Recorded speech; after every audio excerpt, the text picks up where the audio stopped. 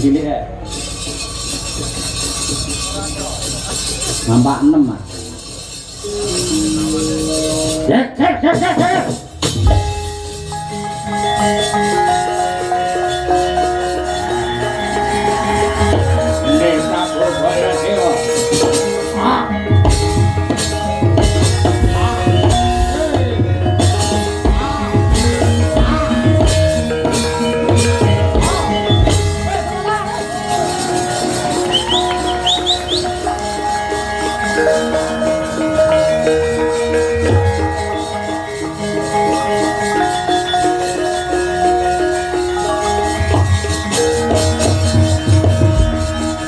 Jaya Wrata ger putraku sayuta mara sakete uri ampian kaya wong njol rebutan kaya menjangan mati ora bakal digret mulku salombo sapa jenengmu lakno mripatmu jareng gomboku nata mandura Prabu Baladewa ya Balarama Kakrasana Wasi Jaladara ya Agus Proklamanto bareng ganggu wong bersih desa kon urunan ra gelem menjegali karo laku tak gaglak limpamu lakon tak untal Malang piye lakon tak untal Malang nguntal kok dadak neng Malang apa kene kurang untal-untalan pecel neng kene enak tepe ya enak nguntal neng Malang arep golek pesta apa piye apa ayo gigit wak cokot ayo cokoten nyok gulu cokoten nyok cokoten arep nyokot pupu cokoten kosek to aja ditawak-tawakne lah nawak-nawakne ini biasanya wis ra enak. Kowe lek njaluk tak pangani menengo dhisik, engko tak pangan alon-alon arep dipangan polahe kaya kitiran. Ingat, Bali. Tinimbang Bali wirang luwih becik dadi batang. Bia!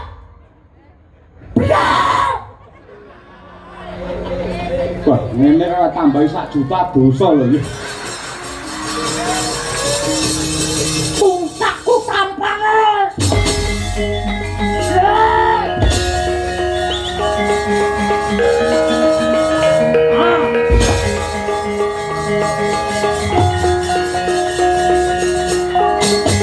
Sayuta mara sakete wuri ampian kaya wong njel rebutan kaya menjangan mati ora bakal gigrek mulku salombo mangap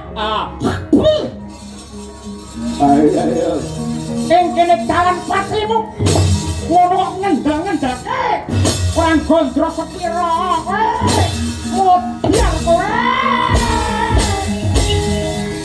iki jauh aku